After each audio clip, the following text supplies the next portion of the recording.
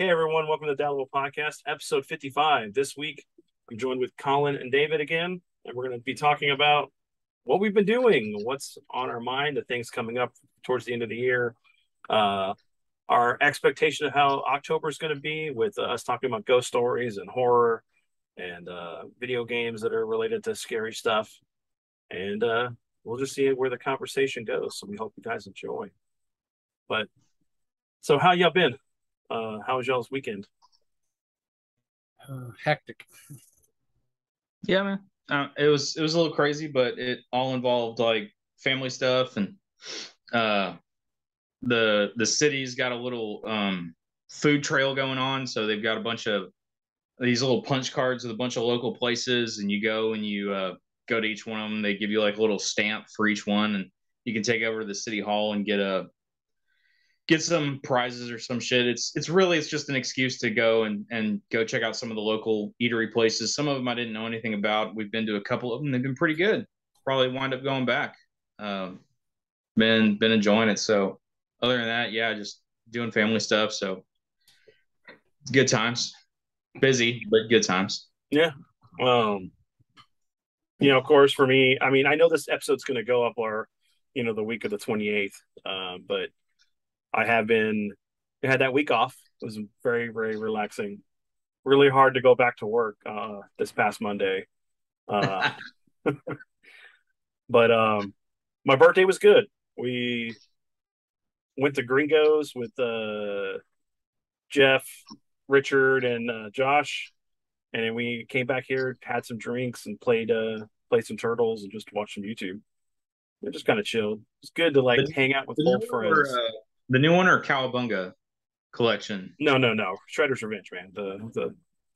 The good one at the moment, because I mean the other one's a broken mess. Well, if y'all were all in person, right? It shouldn't be a broken mess, right? That is true, but I have to hook up my Switch in the other room. So, um, but yeah, we were playing through the arcade mode and stuff. It was pretty fun. That's Uh, cool. but yeah, I got quite a few videos recorded and edited and stuff that I'll slowly start be piecing out here within the next a couple weeks. I'm supposed to be recording tonight, so it can go up this week, but not the week that this episode goes up for my video games monthly with Edward. So as soon as we're done recording here, we'll go ahead and get that recorded, and I'll get it edited to go up on Thursday. The good thing though is that I got an HDMI splitter, so that way I can actually play my PS3 and through my Elgato and actually stream it. That's cool. So I'm looking forward to starting to stream the Metal Gear series. I just got I got an HDMI splitter a long time ago, but that was because I got tired of being in the living room and being like, okay, I want to play something, on the PS4, or I want to play something on the Switch, or the kids want to watch something on the Roku. And, we only have two HDMI inputs. One of them is for the cable box. And then the other one, I got tired of like reaching back and having to swap the HDMI cable to whatever they wanted. So I just bought a splitter and ran all three of them to that splitter and then ran that one in. So now I just have to constantly remind them, Dad, which one is the PlayStation on again? It's the first one. Which one's the Switch one on again? It's the sec. Just cycle through it and you'll find it. I promise. Yeah, I need to get an 4K HDMI switch so that way I can do that as well. But the splitter is just mainly for because it only has like one in and one out, so it's mainly to kind of like break up that anti-streaming thing that the PlayStation 3 has. No, So I was a little worried because my PlayStation 3, none of my controllers charge anymore. Like ooh, all of them have to perpetually be plugged into the damn thing, and none of them want to remote turn it on. And I had a scare because I was playing it up here the other day, and all of a sudden the controller just completely went out on me. mm-hmm. And I was trying to troubleshoot it to see if it was the cord not connecting to the PlayStation anymore, or if the USB ports were going out. And thankfully, I was able to just switch over to I bought some cheap ass controllers because I was hoping maybe they would hold a charge, but no, they got to stay connected as well. So it must have been a bad controller. So I just threw that piece of shit out and went back to a different controller that worked for it. So PS3, man, slowly going the way of the graveyard. Well, Slowly, but it's a sucks. good thing to try to maybe pick up a couple of new controllers if you can find them pretty cheap and just stockpile them so for future use. Yeah, yeah, I've thought about it. It's one of those things where it's like it's on my list of shit I should buy, but at the same time, I've got the Sailor Moon collection going on over here that the wife inadvertently stuck me on. I picked up season 3, part 2. I now need season 4, part 1, and season 5, part 2, and I'll have that completed. I'm not going to talk about Sailor Moon Crystal because I don't want to go down that road. And then on top of that, I picked up Marvel Champions, which is a neat little card game that's in the style of the Sentinels games, Yeah. kind of, but it's different. Instead of you just starting out with like a complete hero deck, right? Mm-hmm. Like Sentinels is real easy to start. Yes. Sentinels, walk up, you say, I want a hero, I want a villain, I want an environment. Boom, boom, boom, boom, boom. Off you go to the races, right? Marvel Champions, the boxes and the individual hero packs come with pre-built hero decks, but the whole draw to this is the fact that you have a hero that comes with a set number of cards, and then you have an aspect to them. And there's only 4 aspects. It's aggression, protection, justice, and shit, I forget the other one because it doesn't matter. I forget whatever. But so it's a deck building game. Basically, you take your stack of hero cards, you take a certain number of their aspect cards, and there's like a third set of cards that you can intermix in there, and that's how you build your hero decks out. Then you pick a villain, you pick a threat that is a side threat to what the villain is doing. So like the base game started with a pre-built deck for Captain Marvel and Spider-Man, and a pre-built deck for Rhino that had a bomb threat while he was trying to rob the bank. And then from there, it's just you're expending cards to generate energy, to play cards, to do stuff to eventually win the game. I like it a lot more. This Marvel game is way better than that Marvel United game because the heroes feel different from each other, right? Mm-hmm. When you're playing Captain Marvel, you feel like you're playing Captain Marvel as compared to when you're playing Iron Man. He plays very differently from the way Captain Marvel or Spider-Man or them work. And that's what I like about the game. I've gone out and I've picked up one of the expansions that included the Sinister Six, Venom, Venom Goblin, and then it added the heroes of Miles Morales and the Ghost Spider. So I haven't played any of them yet, but it's a neat little card game. The only thing that I probably don't like about it is the fact that it's Fantasy Flight, which means that every single expansion is like $50, including the individual like hero packs are individually like $20. Yep. So it's expensive as shit. And they just keep cranking out expansions to it, which hey, is cool and all, but Jesus Christ, man, it's expensive. So I'm starting small, but I've been enjoying it. It's not for me as fun as Sentinels, but so is it at Target? Did you get it at Target? Did you get it at No, I picked it up online. I got the core box. The core box was usually runs like $50 to $60, but I found it for 30 on Amazon one day. Okay. Which is pretty dope. And then the expansion I got for 25, I want to say, on Miniatures Market because I had some points to spend on that. And then I got the Wrecking Crew mini expansion for pretty cheap off of Miniature Market, along with the Thor hero deck. And now I'm waiting for Nova and Captain America to show up, which I also got off of Miniature Market for like $13 instead of 20 a piece. Yeah, yeah. So my They Live board game came in. They came with the one I got the t-shirt. I got the poster. I got 4 sets of the shades. So it's pretty cool having those that you actually utilize in the game.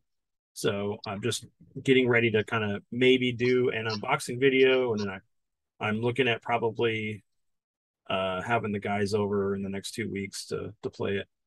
And then my Terminator board game, not Terminator board game, but the Terminator RPG came in. So I was reading up about that. It was really cool. Some of the stuff that I got in that. So Yeah, I've got the quick start rules for that. I haven't read through a lot of them. It seemed pretty. mhm. I mean, they just recently did a Kickstarter for a D20 Modern update, right? Yeah, so it's they're taking fifth edition, but they're modifying fifth edition to be more of a modern style game, and then they're going to have a bunch of units come out for it for different movie tie-ins. If I remember right, they've got a Total Recall, Pacific Rim, Rambo. There's like six or seven or even eight of them. I don't remember them all, but those were the ones that kind of stood out that seemed pretty interesting. So I wonder if that's the same guys that did the Blade Runner RPG. no, the Blade Runner RPG was separate from them Okay. because I was looking at that one too, and the whole time I'm just like, man, Am I ever going to get to play I these? buy all this shit for RPGs, and then basically like I have no one almost to play with, so at least no one to consistently play with, and 9 times out of 10, it's like I have all the books, so I would be the one running it, and I just Sometimes you just finding want to play. yeah Sometimes you just want to play. yeah finding the time to put all that stuff together and like design the maps and encounters and all that stuff is sorry guys, I got kids, I got a job, I got extra stuff going on. It's just hard to find the time. You got a podcast that you help out with and all that stuff too. Yeah. So it's like, There you when do I go. have time for anything? Yeah. So that, but that only leaves me with the uh was it Undead Nightmare or whatever? No, Undead Nightmare. That's the Red Dead Redemption extension. But the Dead in the West or whatever it is. The Zombicide? huh? Yeah, Zombicide. Yeah, Zombicide. Zombicide. It's Yeah, the Western Zombicide Dead or Alive or something like that is supposed yeah. to be there. I think they're supposed to be shipping by the end of the month. The US stuff. That was one of the last updates I saw. All the And stuff in then Asia is already being right. delivered. Mm-hmm. US is supposed to be shipping by the end of the month, so that'd be pretty cool. I think wave one of the Marvel Zombies Zombicide stuff is supposed to be uh, out by the end of the year, I want to say, but I think I'm in wave two shipping, which so all of it will come at one time. And then I get to go try surfing through eBay to find a decently priced Silver Surfer because fuck that 3 foot tall Galactus statue that was going to cost me $150. Like Zombicide, I love you guys, but I don't need a 3 foot Galactus statue. I really don't. Just give me the components of the game and like a big cardboard disc to stand in for Galactus, and I would buy your shit for like way less than that. But Yeah. I'm not buying a 3 foot tall fucking Galactus statue. It's ridiculous. No, and I got the Resident Evil 1 board game coming out pretty soon. That should be hitting it towards the end of the year, hopefully. That's Um, cool. so that'll be the end of my Kickstarters at the moment. I got to look and see what else is available. Well, Oh, here we go. It was Pacific Rim, King Kong, Highlander, Escape from New York, The Crow, Total Recall, Universal Soldier, and Rambo are all the like tie-in books that they're going to be coming out with the this D20 Modern reboot for fifth edition. So that's pretty cool. okay, I got to get to Escape from New York. That'd be an awesome setting to do. They're coming out with the settings over time. They're not all coming out at one time. They've got different people writing on it. Mm-hmm. They're gonna come out with the core rule book, and then over the course of I think next year they're going to be releasing like every quarter a set of two of the books, the tie-in books. I forget what the order is. I think they took a vote on it. I'd have to go back and look up all that shit. But yeah, it's going to be coming out in waves next year. Yeah, I picked up Lost Boys on 4K. So I'm gonna That's check and cool. see how that's gonna look. It's got some I think it's got some new documentaries too. So I'm gonna look at that compared to the one I have. So I think I got the 3 pack that had like all 3 movies in one. So Yeah, speaking of scary movies, I got to figure out when Colin's I'm looking gonna. at me like I'm crazy real quick. Hold on. No, I'm watching it because you're stuttering. It It could be says the it said my connection is oh, weird, but okay. I'm like, Well, that's just you, Colin. I heard everything yeah, you said. Yeah. it's me. Oh, that would explain it. I got stuff falling off the walls over here from my internet stuff. Oh, that's not good. Yeah, don't do that. But yeah, speaking of all that, right? The It's master like over here guarding my internet stuff, and he's not doing his job. Just yeah, it's like I'm trying to think about what I'm gonna watch for October this year. You know, trying to compile the list in my head of, you know, either stuff that's coming out that I haven't seen or stuff that I just haven't watched in a while that I need to go pick up. And Lost Boys, I definitely need to add into the rotation because it's been a long time since I've watched that movie, and that's such a good movie, man. It is. It's such a good movie, and it's surprising. You know, we got all the movies we got with Joel Schumacher, especially towards the end here with the, you know, the ones that turned us off from him as a filmmaker with the Batman, the two Batman movies and a couple other things he did. Is like, why you did all these other good movies and you did this one? I don't understand. But no, I was really thinking about, because you know we talked about it. Like Lost Boys is kind of a play on, of course, Peter Pan, and uh, I didn't realize. I totally blanked on me. But like, you know how Sam has his dog and everything, his little husky, and how that I gotta fix that. I'm gonna take that off, but it's driving me crazy. Seems like my green screen's not wanting to. Yeah, you clipped into your background for a second there. Yeah, I completely disappeared. and you stuttered at this end, so it was really funny. You give it. So, but what was it? Like how in Peter Pan, you know, the boys had a dog. You know, That's fair.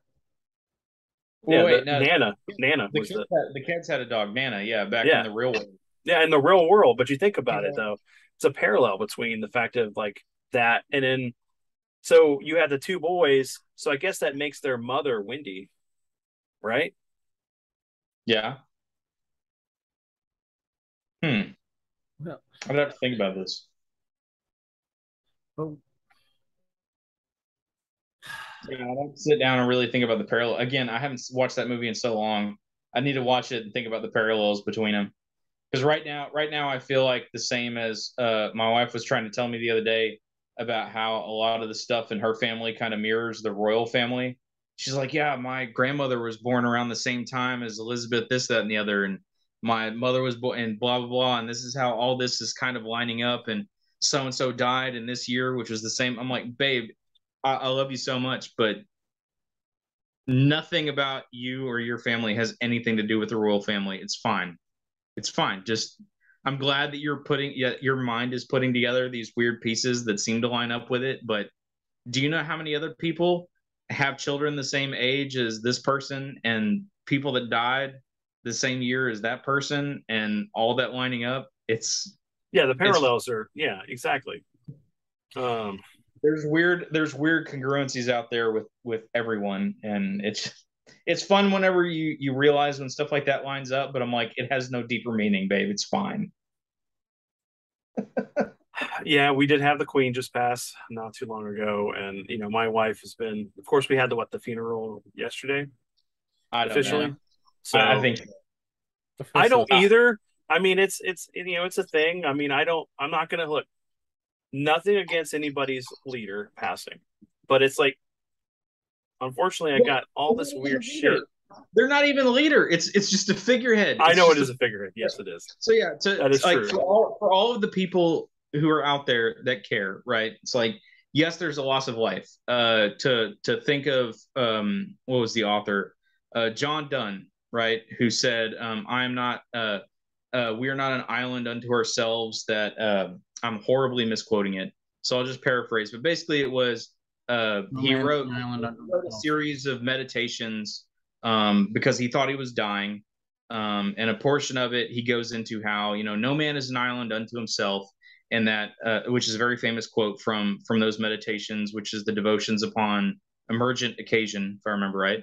And he went on to say how, you know, do not inquire to whom the bell tolls, because it tolls for thee, because I am a part of humankind, and every loss of life is a loss of that portion, right? That body which is the encompassing of all mankind. So, on that very high level note, it's very sad that someone passed away who was a grandmother, a mother, right, Mhm. a wife, all of these things to all of these different people. It's always a sad occasion when that occurs. However, at the same time, all of the pomp and circumstance and people that devote tons of their time and energy and lives to following every little hand gesture that everyone a part of the royal family makes during it and what it means and the implications and how Harry and Meghan Markle and how, you know, they're being tossed out this way and these people are being racist that way and this commentary and that commentary. I don't care. It's just like every time I turn around, I see a headline about how Harry and Meghan were holding hands and how that was this big to do, and then over here Charles and someone else were holding hands, and how that's an immediate difference between. I'm like, really? They held hands at a funeral, at a wake, at all of these things. It's emotionally trying to keep each other together. Who honestly cares that much? It blows my mind. But yeah, well, it's the same people who sit there and idolize or watch all of these famous actors or like people who have money. And it's like they think that, I guess, if they follow these people, somehow Reaganomics is going to have it trickle down to them. Yeah. Well, I mean, look, like the Kardashians. Yeah. Well, I was about to say it's more of vicariousness, right? It's that vicarious nature of people of, you know, trying to put yourself in a situation and be there in that moment, and you get to experience it and all that stuff. It's not my jam. So again, for the people that care and all that, right? It's like for the people that are sad, it's a sad loss every time a life is lost. And for the people that are super invested in all this, hey, I'm cool. That's your niche, but I don't care. Well, I guess would be the thing is like, you know, it's not your jam, but you're more of a jelly person, right? That's right. I'm definitely more of a jelly person. Apple jelly for the win, by the way. Everyone always talks about grape, but no, I definitely always skewed towards the apple side. So apple jelly, I am 100% behind all the time. Apple butter is the big thing here. Oh, really? Yeah, Really? there's a lot of different type of butters that are fruit flavored or. Well, apple butter is basically the version of apple jelly or jam up here. So the wife thickness. The wife last year picked up pumpkin butter, which was terrible. It was basically you were just spreading pureed pumpkin on whatever it was you are. So if you're not a pureed pumpkin fan, especially with it wasn't pumpkin spice, right? There wasn't any of the spice added to it. There wasn't any sweetener added to it. It was straight pureed pumpkin. And if that's not what you want, it's terrible. And we just recently picked up maple butter, which when you look at the container, it's like 3/4, I assume, butter, and then up at the top, it's about 1/4 of maple syrup. So I assume what you do is you blend them and then you go and put it on something, which is fine. But I already do that with peanut butter, right? I don't know if I've ever talked about this before, but one of my favorite breakfasts that I grew up with all the time, my grandmother made it for me constantly, was she would take peanut butter and she would like make a divot in the peanut butter and then she'd pour syrup into it and blend the two together. And then I would make toast and I would take the toast and break it up and dip it in the peanut butter syrup and I would eat that. It's delicious. And I've always explained this to people and they look at me like I'm crazy because it moved from me just eating peanut butter syrup with toast to now every time I can't eat pancakes with syrup unless I have peanut butter. I've got to bring peanut butter with me. Like if I go to IHOP or something, it's like just bust out a thing of peanut butter, put a big dollop of it on the plate, and then a little bit of peanut butter, a couple stabs of pancake, down that. It's heavy as shit, right? Because you're eating a ton of protein with peanut butter. It is delicious. I used to do that, but I used to throw a little bit of butter in it and put it on crackers. A little bit of butter in the peanut butter? In the peanut butter and syrup. They used to mix the three together and put it on crackers. I can see that. That was a big thing back in high school for me. Well, Dad used to do the whole thing of before you could get it, where it was peanut butter and honey.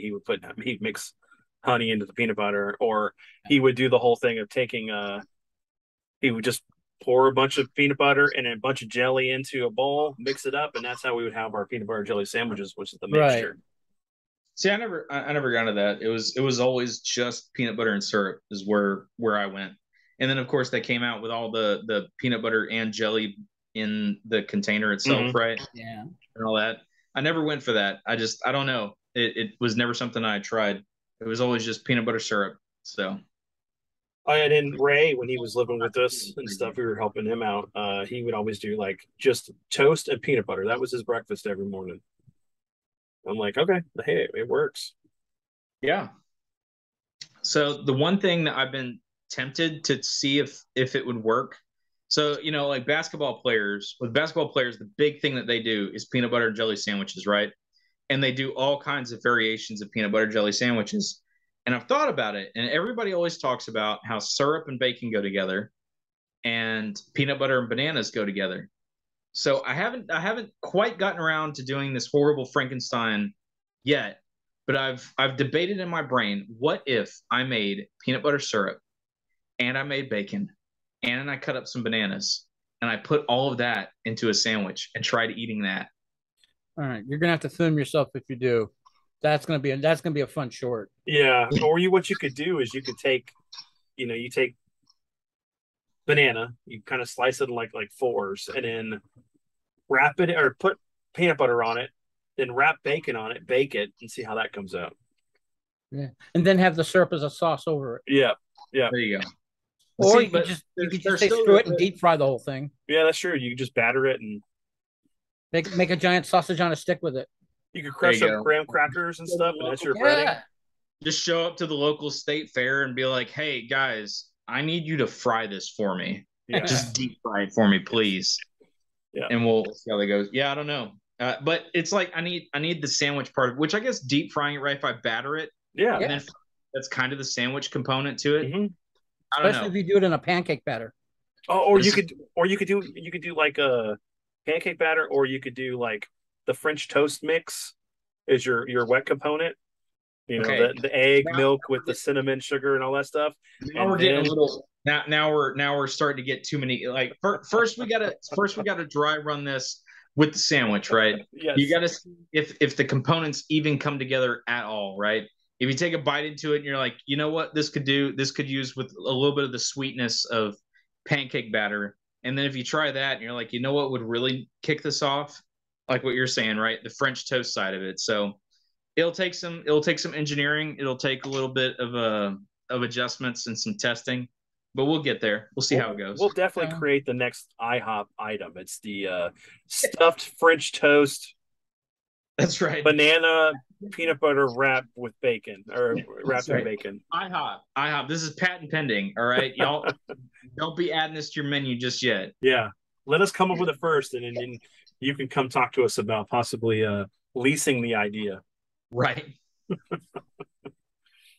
Sadly, there's probably somebody who's done this, and they just keep it secret because it's too good. That's right. They're sitting there screaming at their screen right now. Don't say it. No. Stop it. No. Watch it. No. Watch it'll be the one troll we get.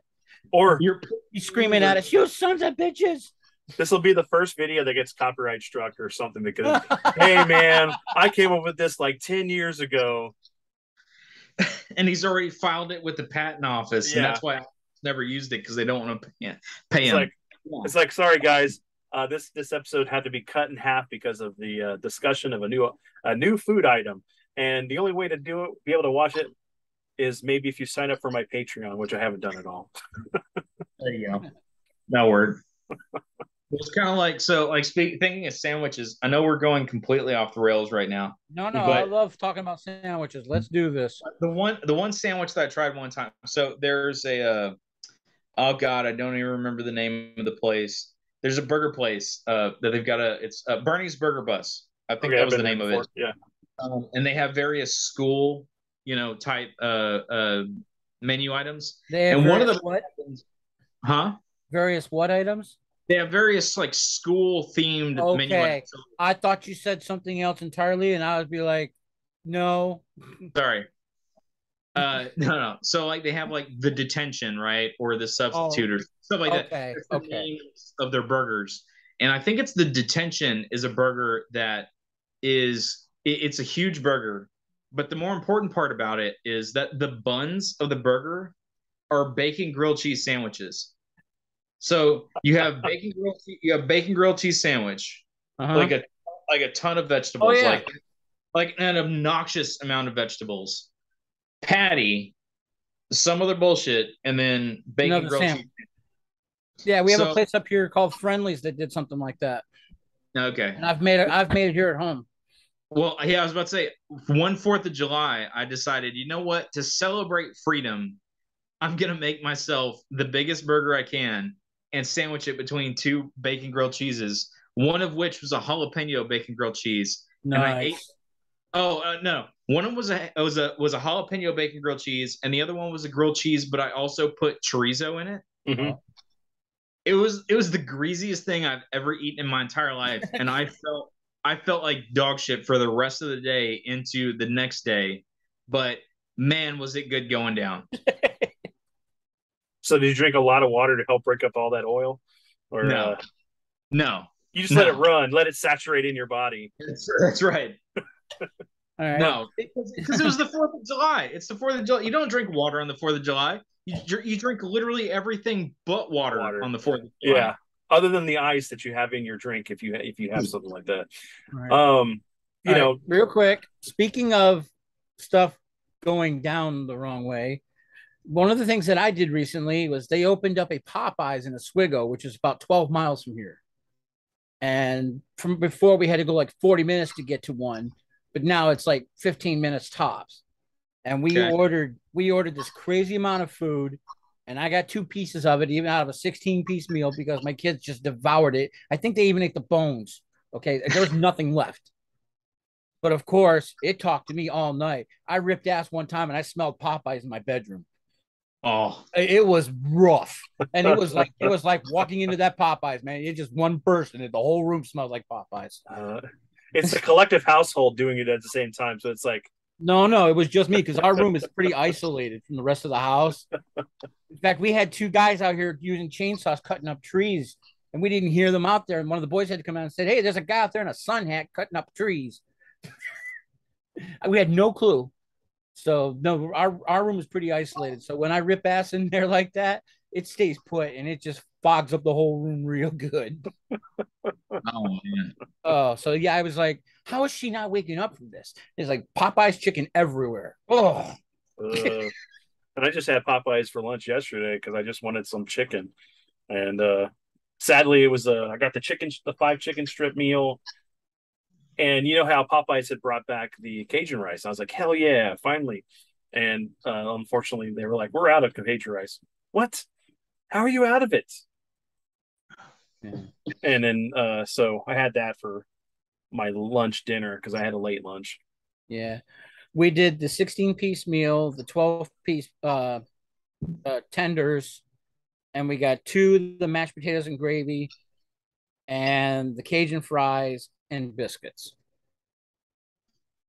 And so those biscuits are great, man. Oh, dry as a bone, but I loved it. That was all I actually got to eat of it. I was gonna say I used to just go to Popeyes just for the biscuits. That was it. Like friends would be like, "Hey man, we're going to Popeyes. What do you want?" I'm like, "Get me a pack of 6 of those biscuits." And then you don't want any chicken? Hell no, man. Give me biscuits. Yeah. And you're like, I need some water. Yeah. I gave a piece of it to my dog, and he just looked at me like, "What the hell are you doing to me?" So, but they didn't have catfish. That upset me. So those biscuits are the best biscuits if you make biscuits and gravy. Just go buy a pack of that, and it makes some nice gravy with some sausage. Put it right over that, man. That's I do straight country gravy. Wait, hold on. Let's back up for a second. I have never heard Popeyes serving fish. Is that what you said? Yes, catfish. Yes, certain locations do it.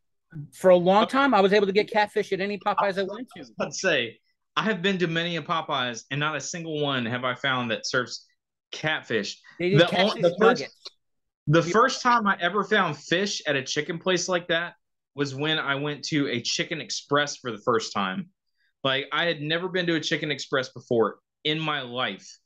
And we moved to this little small town and we went driving around to see what kind of eateries were around.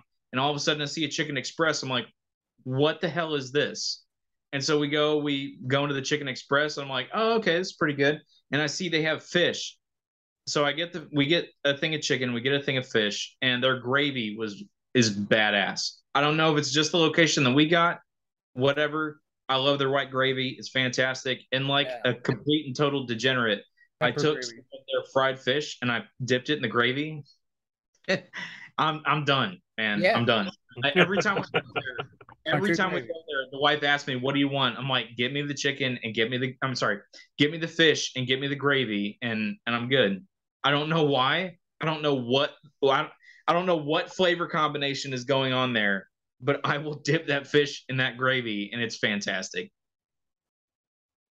Now I just gotta find a Chicken Express up here. Well, the only place the only place we don't have up here is Jack in the Box. We've got just about everything else now. So if you ever, when you come back down or you come down to visit, there's a couple of them around town. Plus, there's plenty of Jack in the Boxes and Schlotzsky's, of course. Well, I was talking about the Chicken Express. So haven't. There's one up by Dad actually, but Really? I'm trying to work out getting down that way for a few days. I've got a lot of people asking me when I can come down for at least a visit. Because I had a long talk with Dad about the move and everything like that. So we've got kind of like a 12-month plan going on right now as to where we different ideas. But the idea is for me at least come down for a few days, kind of see things in person and start weighing out options and being able to build off of that. So right now, school is done in 2 weeks, and my teaching stuff ends in like late November. So by December, everything I've got going on should be done. Nice. So it'd be kind of cool to be able to do the podcast live or in person and then do it live at the same time. That would be great. I would love that. But get a nice table, a few microphones, and let's just do it. So yeah, my buddy James is going to be coming down in November, to visit. So it'd be good to see my friend, and he keeps telling me, "Hey man, I have job openings up here at my job right now." I'm like, I know, I have my resume ready, but I got to know the information that they for the service they provide. So that's one of the things I'm going to be working on the next couple of months is trying to. Yeah, if I'm going to go back in private sector, it's going to have to be something along the lines of like what you're doing, because I can't do the physical stuff anymore at all. No, I get you. And there's tons of jobs in the tech field. So, but what else? I was going to talk about a food place. So I was talking with the guys in Discord the other day. We were talking about different places, and apparently a lot of them didn't know that Long John Silver's originally had an all-you-can-eat. Yes. And on top of that, I found out that there are certain locations around the state or around the U.S. that actually do all-you-can-eat still, and it's only like on Saturday or Sunday. Right, but those locations are so far few between. Like I know there's one within 100 miles of here, but I would have to pull up a map to find it. And also, in fairness, how much all you can eat can you honestly do of Long John Silver's? Oh, you get me in one of those, I'm like Homer Simpson, man. But a bottomless eating machine. When I was younger and skinnier. Earlier about Greece, though, right? If you're talking about Greece already, man, I've had KFC. Yeah, KFC's the worst. But no, when I was skinnier and younger back in the day, and we still had like quite a few of the Long John Silver's that had the all you can eat. I could put away like 12 to 16 fish with like 20 shrimp and the hush puppies and everything. I mean, the only all you can eat places I recall going to growing up was Golden Corral, right, and Cece's. Those are the two. Yeah, we have Cece's up here. We have one Golden Corral. What about Ponderosa? Did you ever have those down there? I don't remember. I've never been. Ponderosa is kind of like Golden Corral light, but they love doing a lot of chicken variation stuff. And on weekends, if you can find one that's still open, they have basically like a brunch. You go in early enough and get the brunch, you can start with the breakfast stuff, and then around a certain like 11 o'clock, they start bringing out the. So you can go with from scrambled eggs to fried chicken if you get the timing right. Well, and as you know, Colin, that was a staple in my house. It was like if we were Yeah. going to do something on the weekend, we would just like go to some buffet Yes, and then come back and do whatever we were going to do, like role that's right. play, Because that was game, the arcades. easiest way. That was the cheapest expense right there. Yeah, because it would The be my buffets. friends, all of you guys, like Oh yeah. um, it was Cece's, Ryan's, Golden Corral, Hart's Chicken, some kind of Chinese buffet, um, Church's. Ponchos. I miss Church's chicken There's literally a Church's Chicken like right by my house. because the last time I was down there visiting my dad, it was like shit, at least 10 years ago now. One of the last places I hit on the way out was a Church's Church's chicken, Chicken. and I was just like, I want to go. I want to go back. No, you have to catch a plane, but I want that more. No, you have to be on a plane. Oh man, there's those honey biscuit rolls. They're not Oh as good as like Popeyes, but yeah, no, they're good. no, it was those were good, but they're no slouches. Mm. So, Man, Well, I had but to break credit, I but gotta say though, for years I've been trying to base my fried chicken recipes on the stuff I remember from growing up, and apparently, according to the boys, my chicken is really close to Popeyes because of my batter. So I do gotta say that apparently I've got enough memory stored in there. yeah, because Dad stopped making. He wouldn't do any fried stuff. He was just always baked. So We have an air fryer now, so that's the easiest way to work with it. yeah, that's probably what we need to be looking at getting as well. They they don't suck. I tell you what, it may take a little bit longer to cook them, but it's so worth it.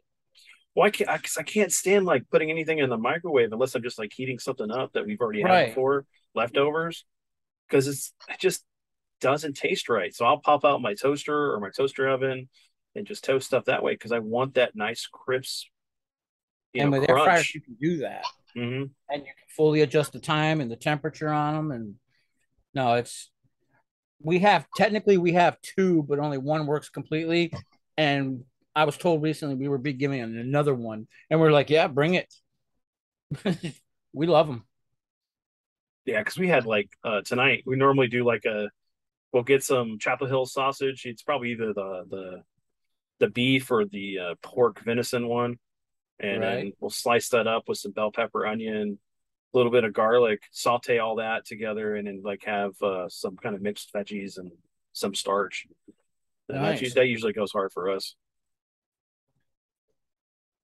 That sounds really good. But it's too late to be talking about food, man. I I don't already need to be, ate, so I don't need to be getting hungry right now. Man. oh man, we were doing that the other day in somebody's stream, and they were like, "Oh man, I'm hungry now. Well, we gotta figure out what we're gonna go eat." I mean, thankfully, yeah, I've already eaten, but I mean, you start talking about good food for too long, it doesn't matter how full you are, you start going, you know, maybe I could like open up that second stomach I didn't know I had and just squeeze a little bit extra in there. Yeah, Yeah. yeah. I will say though, I did a couple weeks ago. There's this uh, Mexican place out in Oswego that I've been trying to get into for a couple years, but I was never able to catch their hours. Finally, they got it so I could get in. And Julie and I have gone a couple times now. It is exactly like growing up down there. I mean, it is perfection. I've had the chili rellenos. That's my dish going there. 100% dead nuts on it. I just and I told him, I said, this is what I grew up with in Houston. And the chef was like, thank you. How long have you been? How long has it been since you've been down here? You sure? 10 You years. sure it's been the distance away? No, I believe me. I always hit one Mexican place every time I'm down there just to get a feel. And I'm not talking about ponchos or anything like that. I'm talking about the little cafes or go to a friend's house and you're like, hey, we're going to throw some corn in foil. We're going to toss it in the grill. Come on over and have some, the real thing.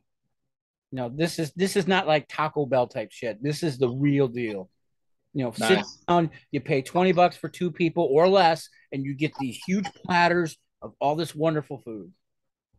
It is exactly what I remember, and it took me a long time to find it. So, well, and it's sad, like when there's places you go to that used to be that great quality of food that doesn't exist anymore. yeah, Um, one that pops into mind is that one Mexican restaurant that my dad grew up going to in San Antonio, and them having those amazing enchiladas. The place is called Brown's, and it was like that for a long time that we would go eat there just for the enchiladas. And then eventually, they got under new management and they started making. They changed the recipe, probably put some cheaper ingredients in, and it was never the same. And then the business closed because they just weren't up to the same quality that they originally started with.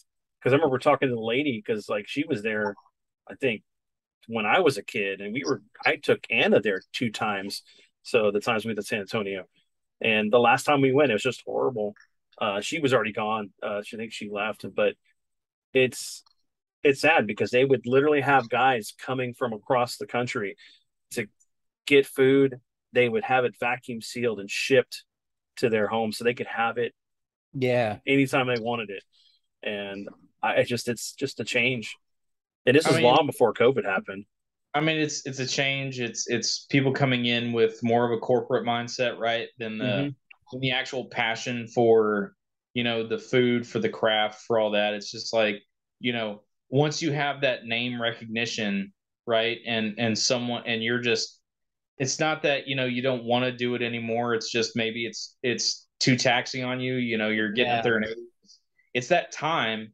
And sometimes they pass it on and they think, they just think, hey, I just want to sell this to somebody, and somebody offers them a big old bag of cash, and that's all it takes. And then those people just drive that kind of stuff into the ground, unfortunately. Yeah, you start paying for the name and not the food or the brand. Correct. Right. Which is really sad. But that's probably something I'll order the next time I go out to Azteca. I'm probably going to go for enchiladas next because I've been seeing a lot of stuff on enchiladas lately, and I'm like, yeah, that's the next thing. So But there's a couple places here, man, that when you come down, we can take you. Yeah, because I got the stuff to make chili rellenos because you can get poblano peppers up here. Mm-hmm. So I'm like, I got everything for it. I'm going for it. So Yeah, it was funny because our neighbor across the street, Anna was over there with Edward so he could play with the kids, and the wife made, or I don't remember if it was the wife or the grandmother had made us some food and stuff, and she goes, "All right, I know your husband likes hot, spicy stuff, so here's some more salsa I made. It's really hot and it's really good." So I had some of it today, and it's good. It was just serrano peppers with a little bit of lime and onion. nice. Just hit the spot. I was like, "Oh man, this is good." Yeah, fucking Taco Bell, man.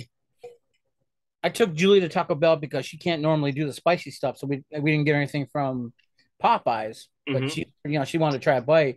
We got chicken quesadilla.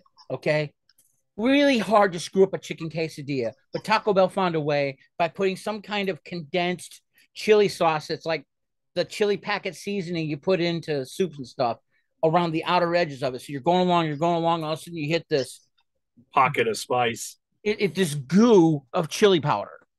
And it was absolutely no rhyme or reason for it. Mm. And she's like, I can't eat this. It's horrible. And I took a bite of it, and it was awful. So I was like, man, what in the hell did they do?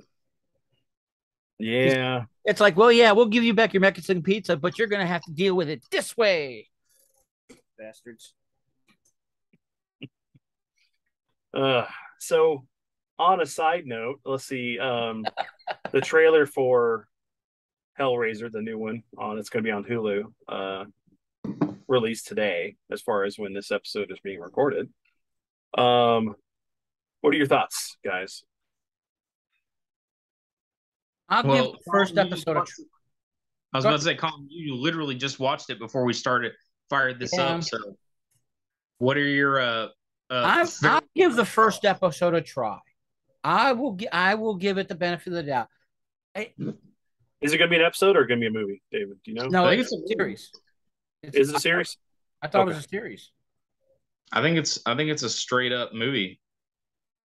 Well, no, 2022 film. Oh, okay. Okay. Well, then I'll watch it. I kind of surprised the guys earlier by admitting I had never actually seen any of the Hellraiser films, but I'm quite familiar with the whole story and plot line and all that business.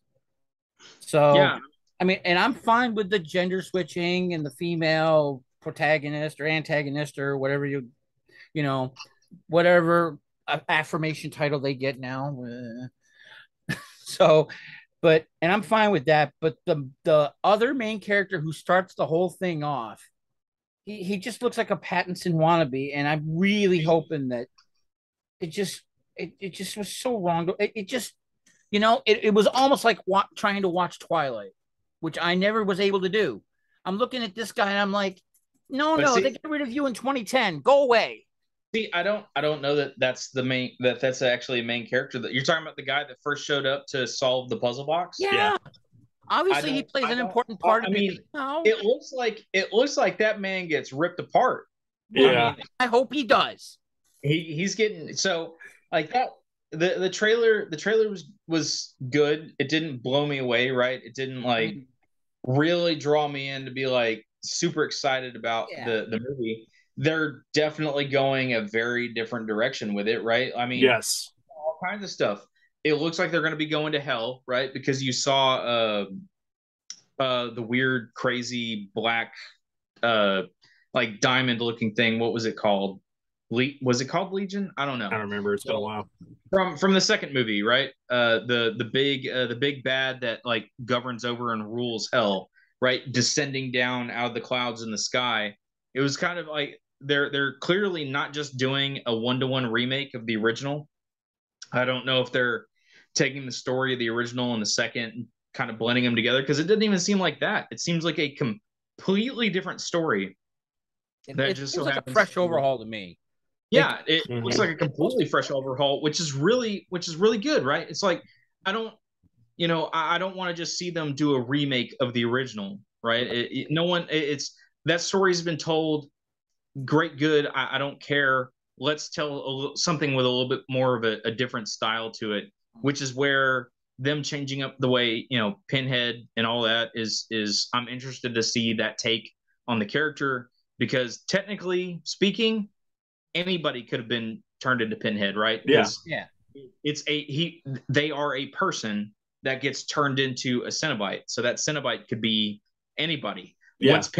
Once the Pinhead we know ceases to be that Pinhead, it would make sense because even like the throat, right? You've got those weird insertions into the throat. There's a lot more like scarring all over their body going on. Well, it Like, looks like clearly- parts of her flesh are kind of like coming up because of the way the pins are in. Instead of it just being a prosthetic, the way Right. they did it, it looks like it's just her stuff is just holding together, like she was sliced and then put the pins in, Yeah. or had the pins put in. It's a very different take. I'm definitely very interested to see how they go with it. Like I said, nothing about it really blew me away. And kind of what we were talking about before this started, right? You were talking about how the lament configuration is now more of a rectangle than an actual square. It's a blink and you miss it kind of moment where they talk about how the lament configuration has 6 separate configurations to it. So I guess now instead of the puzzle box just kind of like coming up and twisting around and doing all that, now it actually takes very different forms between itself as you're solving it down, probably to the final just box form. Because in the trailer, whenever you see the blood pooling into the configuration, right, it looks like it's back to being just the cube. Right, So but it started off looking like an hourglass or something. right. So maybe the hourglass breaks down to the cube form because we saw at least We 3 did or see 4 that's the cube. Yeah. to the way the lament configuration is going to appear in the movie. So it's not just the cube that comes up and splits and kind of turns into the sun star thing. Now we've got a weird rectangle. You've got the cube, and you've got like Hourglass. a triangular looking thing with a spinny deal in the middle, right? So I think it all goes into the puzzle. So I'm kind of curious to see how that plays out, right? How you'll see the variants of the lament configuration be utilized throughout the movie. It's Hellraiser's always been a weird and interesting concept from Clive Barker, so I'm curious where they'll go with it. I hope it's better than every movie that ever came out after 2, because pretty much all those movies are they're hilarious, but they're garbage, right? They're fun bad movies to watch, some of them, and then others are just complete garbage. So I've got high hopes for this, right? After seeing Prey and seeing how Hulu did a really good Predator movie, I'm curious to see what they do with Hellraiser. I mean, visually, it looked good. Yeah, it did. It looked really good. Cinematically, it certainly fit the theme, and wasn't too much darkness or too much light or anything. It was a nice balance. It was easy to watch the trailer. I will give it that. And if it has that throughout all of it, then it'll make it easier to absorb the storyline as opposed to saying, okay, this is too much of this or not enough of that or whatever. So no, the visuals are definitely spot on, right? Even the end where the chains fly out, beside the head and attack whoever it is that they're dealing with, right? Even that looked really good. It's just like nothing about the trailer really jumped out and struck me as, oh man, I got to sit down and watch this. It didn't quite have that like big awe moment to the trailer, but it looks like it's going to be a solid Hellraiser flick, which it's been a long time since we've had one, so I'm looking forward to it. It's good, like getting into the point of like having a lot of horror movies or some horror movies and content coming out right around the corner before October, so or during October. What was it? I watched the Blade Runner animated series. Not Blade Runner, damn it. Cyberpunk? I haven't watched that one yet. I need to watch that one. That was on my list. But Cyberpunk, yes. I've got the first 2 episodes of Edge Runner. It's been pretty good. Yeah, it's really good. I like the cast. Yet. Dad watched it. He said he enjoyed it as well. He said that it gets to the point where it seems like it goes in a weird direction, but then it goes right back into what you kind of expect with what's going on with the story. So it still follows the kid through his journey. So I need to finish it. I haven't watched all of it. I'm on episode 5, and he said that like episode 6 is kind of where it does a jump and kind of feels disjointed a little bit, but after that it starts getting better. Is it because they do a time skip? Because I know that the character that you're following in the anime is the character from the game, and they get like because whenever you go to the bar, there's a drink after them, right? That they talk about. Yeah, and he's one of the people that gets like wiped out by Atom Smasher at some point. So it's kind of a Rogue One situation where at some point this guy's going to run into Atom Smasher and he's going to get annihilated, right? Because that's what happens to everybody when they run into Atom Smasher, except you in the game. But so you kind of know where it's going, and I hadn't looked into it very far to see if they're going to tell the entire story of this guy in just this season, right? And he's going to die fighting Atom Smasher at the end, which I would think they would have to time skip to really make that make sense. Yep. It seemed kind of weird that, hey, he gets the implant, and then within 2 weeks he's this awesome edge runner that gets wiped out by Atom Smasher. But like I said, I'm only 2 episodes in. The animation and the art style, I know that this is this animation company is the one that did Darling of the Franxx, and they did a movie that a lot of people liked that dealt with like people that caught fire. It wasn't Fire Force, it was some other thing, Promare or something like that. That was supposed to be a really awesome anime.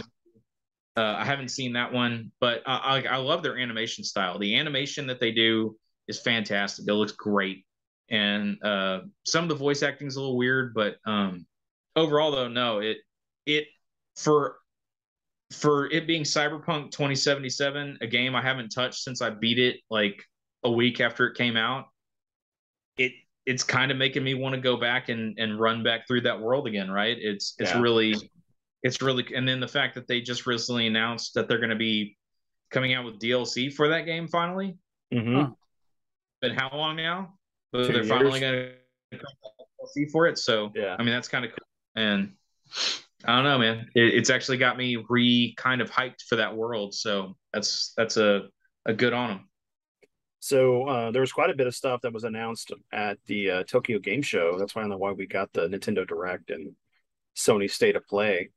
But I did get to see some trailer footage or like gameplay footage of the remake for Dead Space. So it looks. I can't wait to delve back into that world again. So, dude, that and what was it? Because Callisto Protocol. yeah, I was about to say the devs for the original Dead Space, they've got that game coming out. That game looks amazing. So between that game and the remake of Dead Space, dude, we've got sci-fi horror on lock here soon, and it's gonna be great. Oh man, I'm super excited for both of those games. I want to play them so bad. I need to go back through. I've got Dead Space on the PC. I just need to run an HDMI cable for my PC over to my TV so I can play Dead Play because Space again. I do want to go back and replay the original Dead Space this October if at all possible. I need to finish playing 3, and I was playing with Andrew, and we just stopped, so we can just pick up at any time. And I think that was kind of the good way, or a good way to play that game, was playing it co-op. You know. Yeah, that was definitely I mean that was the focus of that game, right? And that's kind of what people complained about was they took too much focus off of the more of the horror elements of the game, and they focused in more on trying to make it a co-op experience, and it kind of took away a little bit from the atmosphere that they had garnered from the first one, and sort of deviated away a little bit in the second one, and then they seriously deviated from in the third one. So I know a lot of people didn't like 3. I like the trilogy just fine. But yeah, I understand that there were some people that definitely had some issues with it, but I'm excited, man. I hope the remake does well, and I hope they do a lot more with that style, right? Yeah, because that idea of stuff is just so good.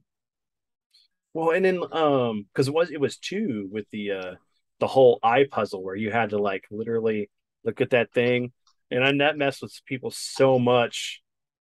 I think I died once trying to do it because it didn't like because you're just supposed to just kind of like line it up and make sure it like goes into your eye just right. If not, it freaking skewers your brain. Yay. But yeah, no, I think that the biggest problem too was with 3 was the game was made to play or be played co-op versus that single survival horror player game. Yeah. And I think a lot of people tried to play it as a single player game, and they had that AI controlled character, and the programming for him wasn't that great. You go back to, I mean, that was the story of a lot of those co-op survival horror games, right? I mean, that was an issue that people had with Resident Evil 5 when it came out, and having to run around with Shiva and being like, you know what, just give me all of your guns and ammo, and I don't care. Yeah, and let me just do what I need to do to beat this game because this AI is trash. but it was fun as hell playing with 2 players, though. Yeah, dude. No, when Resident Evil 5 first came out, me and my brother sat down and played like day through night and beat that stupid game. And what's weird is like we didn't beat Wesker the way that you're supposed to by like firing what you fire the rocket launcher, he catches it, and then you shoot the RPG and it blows it up. And that's how you transition to the next form of the fight. I don't remember how we beat him, but he and I were freaking out because we couldn't figure out how to beat him. And then somehow we transitioned to the next stage of the fight without doing that side of it. And then later on, we went back and watched the videos, and we're like, oh wait, that's what you're supposed to do, huh? All right then. Well, we wasted like an extra hour of time shooting at that son of a bitch for ever.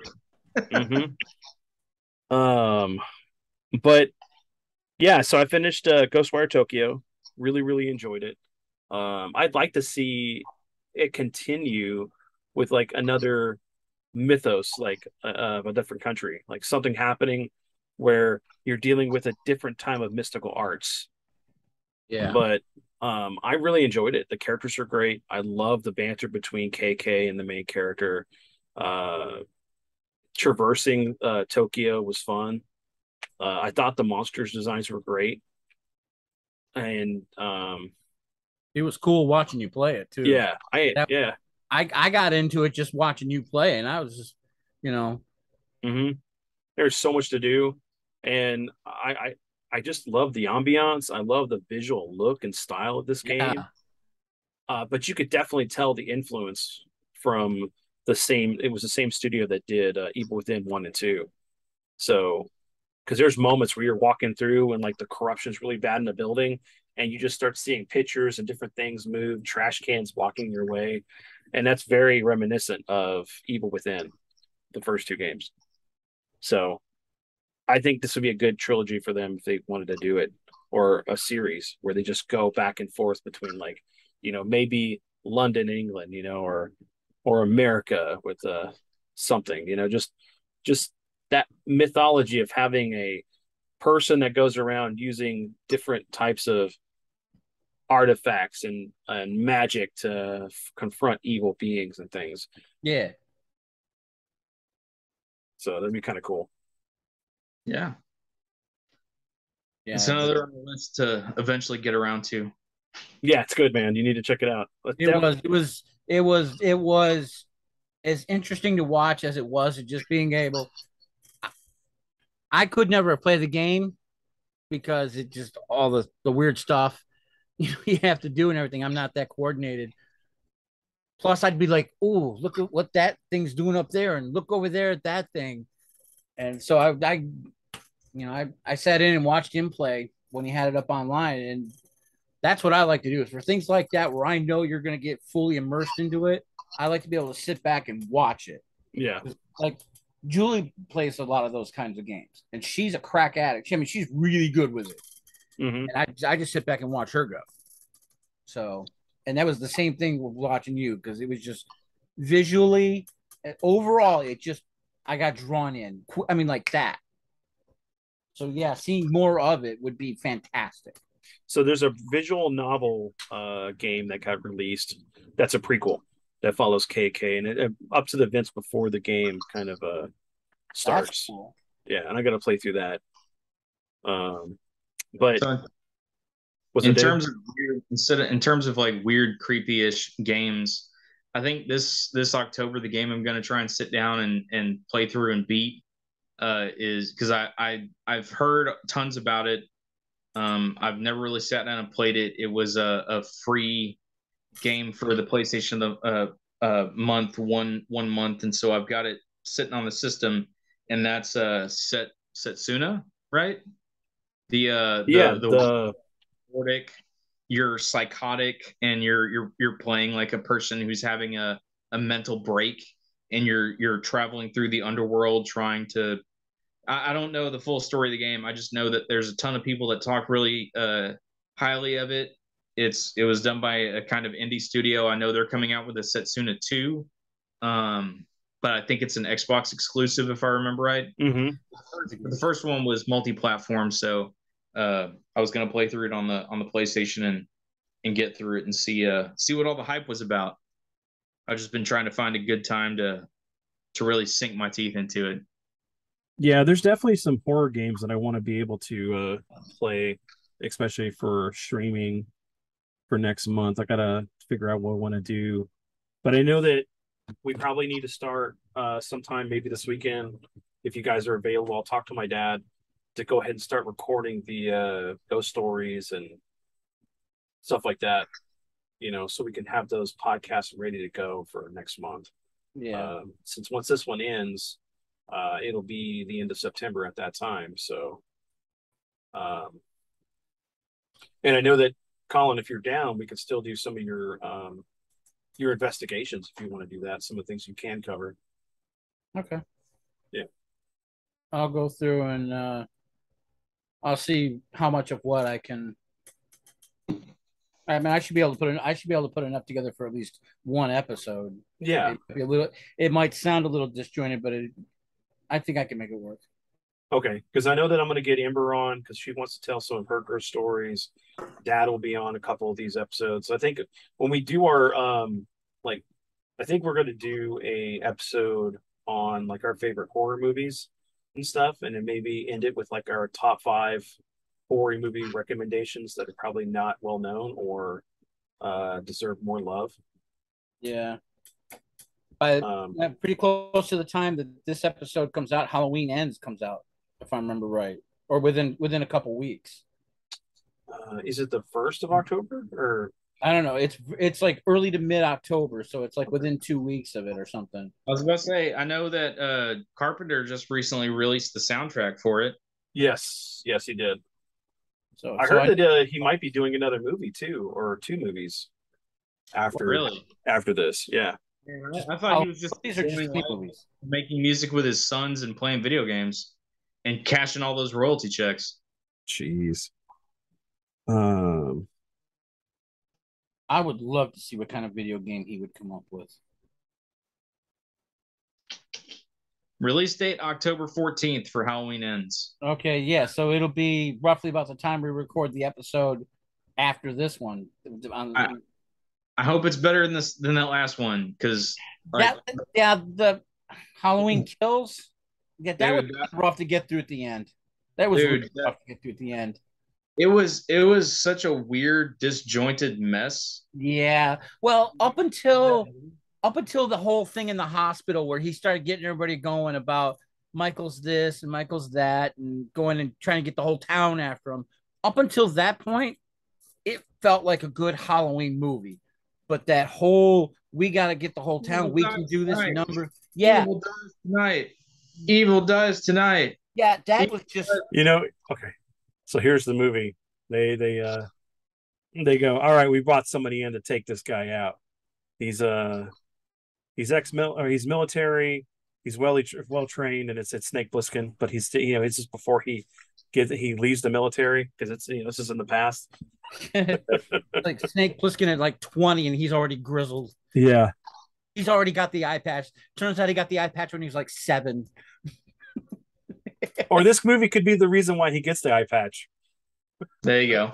Michael sticks him in the eye. He just plucks it out and slaps some mud in there and keeps going. I'm still curious what's going on with Blumhouse's version of the thing. Yeah, Yeah, because that and Exorcist both coming next year. Mm-hmm. Are they next year? Yeah, I think so. Exorcist is definitely. But I remember seeing something about the two of them being pushed out to the same year, which would be wait, maybe the thing is 2024. Exorcist is definitely next year. It might be. I thought the thing was like at the end of the year, but there's been a lot of because of all this readjustment and everybody wanting to do this, that, and the other thing. Everything's been shuffled around, but they were supposed to be pretty close together. So, did you guys know that Carpenter's going to be here next year in Dallas? Well, he won't be here in Houston, but he'll be in Dallas. He's going to be at the what is it? The annual Texas Frightmare Weekend. He was somewhere else recently at another. Yeah, he was at another type of thing. I just saw a clip recently. I don't know if it was an actual recent clip or someone just felt like posting it, where he was at I guess he was at a convention because he was at a table. He's clearly receiving questions, and someone got up and they're like, "Hey, Escape from New York was great, but what the hell happened with Escape from L.A.?" And he just goes, and Carpenter just looks at me and goes, "Fuck you," and that was it.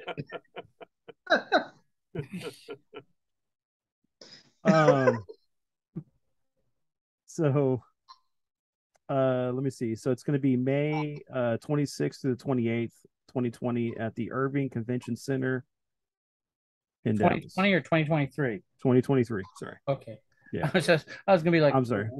We're going to have to do another time jumping episode to get that right. Yeah, I know. Tell me about it. But dude, I want to go to that. We should all go to that. Plan to go to that and like have some interviews. Right. Get to talk to now, them. what day in May? The 28th. It's the 26th to the 28th. So that weekend. I was gonna say because if I could figure out, because my dad's birthday is in May 4th, but it's just the other end of the month, I wouldn't be able to swing that. But yeah, it's just said that he I gotta pop away for a second. Hold on. Yeah, no problem. I'll wait till you're back. I'll reread this when he comes back. But yeah, John Carpenter is again hinting up at directing a new movie. Carpenter is telling the Pittsburgh Post, Gettysburg. I'm sorry, that's what he told them. The Post, Pittsburgh Post, that he has a few projects lined up, and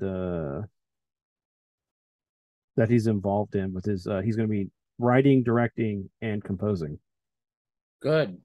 I did see an article like a month ago because I'm in a couple of synthesizer groups, and he did Mhm. an article in one of the bigger magazines and stuff like that about his new setup and how he's incorporating his old gear with the new ideas and stuff like that to be able to come up with the new soundtracks that he's doing. Which is Yeah. really interesting. If I can find it, I'll go back and look for it. Send it to you. So That so was Da- that got my attention. oh yeah. So David. So basically, it says that Carpenter is again hinting at directing a new movie. Carpenter told the Pittsburgh Post that he has a few projects lined up, and that he will be involved with flexing his skill as a director, writer, and composer again. So I am looking forward to that. I know at one point he was going to do another Big Trouble in Little China movie, but it would have been like just Jack and Eddie, and it would have almost been like kind of like a play on what happened with the first movie, but more like Eddie was that Jack was the one who knows everything, where Eddie felt like the fish out of water. Not Eddie, but Wang. Yeah. Oh, sorry. So yeah, I don't know. I think that'd be pretty cool. Yeah, that'd be interesting. Man, it's so long since we've gotten a Carpenter movie. It's like 10 years, man. Just about 10 years or so. I'd be curious to see what he's still got left in the tank, and what the studios let him get away with. Because I mean, we've talked about it before. Carpenter movies don't do great in theatrical runs. Like, they just don't. Well, they don't in the sense of when they came out The back initial then, but you're thinking about the popularity of he has now. Anything he probably produces now that gets a theatrical release will probably get the fan base. Yeah, because it's been a long time, and if he's announcing he's got something coming, that's going to get that fan base going easily. Well, think about it too. You got if he does like Old Man Jack, that would be cool. Get Kurt Russell to come back, and it'll be, and that'll be the important thing, right? It's like, what kind of project is it? Who is he going to get involved, right? Because the more of that nostalgia bit that you can tap into, right? It's like, we're going to get Kurt Russell and Keith David and all these other people to come in and start, doing this new show, a new movie based on some continuation of some previous work, or even if it's a brand new idea, right? But it still kind of plays into the themes and things of other stuff that he's done. That might be enough to really energize the fan base. But I don't know. We'll see how it goes. What he gets to. It's definitely an interesting idea that Carpenter going out and making a new movie. I mean, who knows? Maybe he unearthed a couple of scripts. He goes, "Hey, I could retouch this." Mm-hmm. The man was prolific for a long time. Yeah, he probably found a couple of things locked in a safe or something. He goes, "This can be." The technology's there for it. He probably has the budget to do it. I mean, I'd just be curious to hear what's bringing him back out, right? Because I mean, factor. Well, I know, because I mean, is it bringing back all the old school characters? They're trying to redo something with Freddy. They're doing the Hellraiser. I wonder how much of it is that, and just how much of it is he's slowly been pulled back into, like, with all the Halloween stuff, right? Because I mean, they did the reboot of The Thing that no one gave a shit about, right? It's like they've done. It wasn't a reboot, David. I know. I'm sorry. The prequel, the whatever. Anyways, but I really think that him doing the soundtrack for Halloween, right, and seeing more of the production side of that, it might have gotten those old juices flowing again. Yeah. And drawn him back into the idea that, you know what, maybe I do have a couple more in the tank.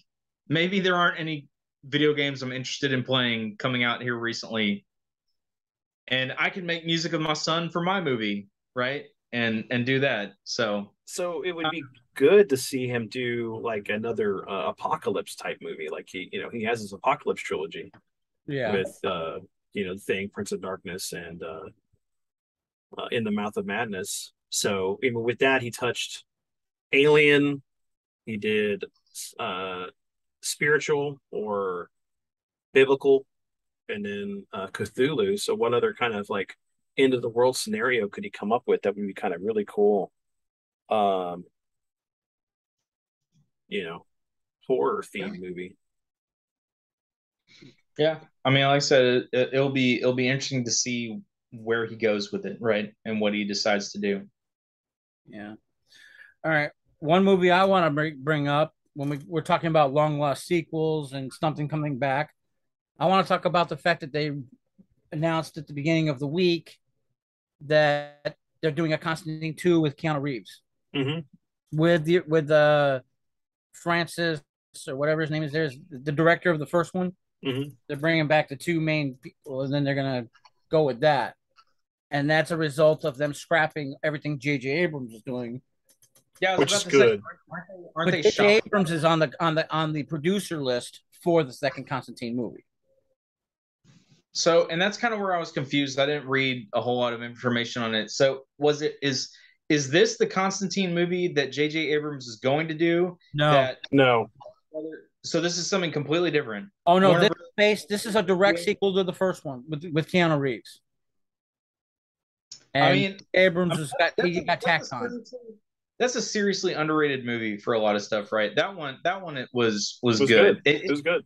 Other than the fact of him not being blonde, which they could have done. I mean, an Americanized version. Yes, he was an Americanized version. Yeah. He wasn't blonde and he wasn't English. Correct. Right? I said it a long time ago. If you took all the direct references, like the name of John or Constantine, out of it, it would have been a fantastic movie on its own. Oh yeah, as a Constantine movie goes, I did thoroughly enjoy it, and I go back and watch it a lot. So I'm invested, and I watched the sequel. They nailed so many aspects of that movie, right? From Papa Midnight to his whole interactions with the devil at the end was fantastic, right? Tilda Swinton as Gabriel was great. I mean, tons of that movie was so much fun. I guess some people would feel bad or didn't like the fact that the lead singer of Bush was in it for that minute, but he was small enough. Bad. Yeah, he wasn't awful, right? Yeah. In terms of, I mean, that was one of his first acting jobs too. So yeah, in terms of people who aren't actors transitioning to an acting role, there's been a lot worse out there. Absolutely. Oh yeah. So I wonder if because I know that with Abrams stuff, they were scrapping a lot of the stuff that connected Constantine to like Sandman and some of the other Vertigo titles. So possibly with this, we could probably be able to actually finally get some of those connections. And it would be kind of cool to see like this being connected to the Sandman show on Netflix a little bit. But I know you don't like combining worlds, David. I know you don't. I was about to say I don't think they'll go that far, right? Like Sandman has already established a complete. They've already given Johanna the origin story, like the one-to-one origin story of Constantine in the Sandman show was given to Johanna. Yeah. So if you're gonna bring Constantine into this universe, why would he be right? It wouldn't make sense to drag him into that series now because they've clearly established their own thing. Yeah. They've completely established Johanna as that character now. So it wouldn't make sense to bring John in at this point, other than to appease the people that were pissed off about Johanna being John instead of John not being in it. Yeah. Well, I wonder if because the one missed opportunity is we haven't still gotten a Justice League Dark kind of thing other than the animated. That's what I'm hoping they'll do with this next Constantine movie, because they're trying to go back and they're trying to rebuild their universe. If they decide to go with that and it was, it wasn't a blockbuster film, but it was solid, maybe they're hoping that it can be the doorway to Justice League Dark. See, and that's the thing, right? Like the Swamp Thing TV show was really good. Yeah. It was really, really good. Mm-hmm. And it sucks that it got canceled. And I think that I Justice League Dark's fine, but I would have liked to have seen more of the Swamp Thing and then introduce Constantine, because they already had Xanadu in there. Like I want to see that low level exposure with these kinds of characters, right? Do the everyday type stuff. I don't need to see this great big cosmic entity thing that they got to take down or anything insane like that. I just would like good old timey monster movie type stuff, but done with these characters, right? That's what I would like to see them kind of tackle and do. So what if they introduce Swamp Thing in Constantine 2? That'd be awesome. I If really hope so. Long enough, I think it could happen. Yeah, I could. It would definitely give it, a direction. Well, you could also have like what, Zatanna? Yeah, maybe show up. Maybe introduce her. Yeah, like you could do like a whole thing of, hey, look, there's a new magician in town, and or whatever. Like there's a billboard talking about her coming to the city he's in at the time. Yeah. And if you wanted to, you could do flashbacks of Constantine being able to see her dad perform first, so he has familiarity with it. Yeah. Mm-hmm. No, there's definitely stuff you could do to introduce aspects like that, right? And I mean, it'd be cool, right? I want to see what they do with it first, and then start dreaming up the possibilities. What could be, yeah. Because again, I would love to see so much of the lower level magician types that don't get a lot of love. That's again why I was so excited about Swamp Thing, right? I think it was episode 2 or 3, where they go to this little bar, and while they're sitting there talking, it's Madame Xanadu, right? Madame Xanadu friggin' shows up in a TV show. I was like, holy shit, it's Madame Xanadu. I never in a million years would have thought they would have brought this character into something, but boom, there she sat doing her tarot card reading, all that stuff. I was like, that's awesome. Now give me the demon. Now give me the demon. Have him rhyme as he speaks. Like all this, like bring in all this cool stuff. Bring in Dead Man. Do a cool version of the Spectre, right? Like really touch on the weird, creepy, again, horror style stuff.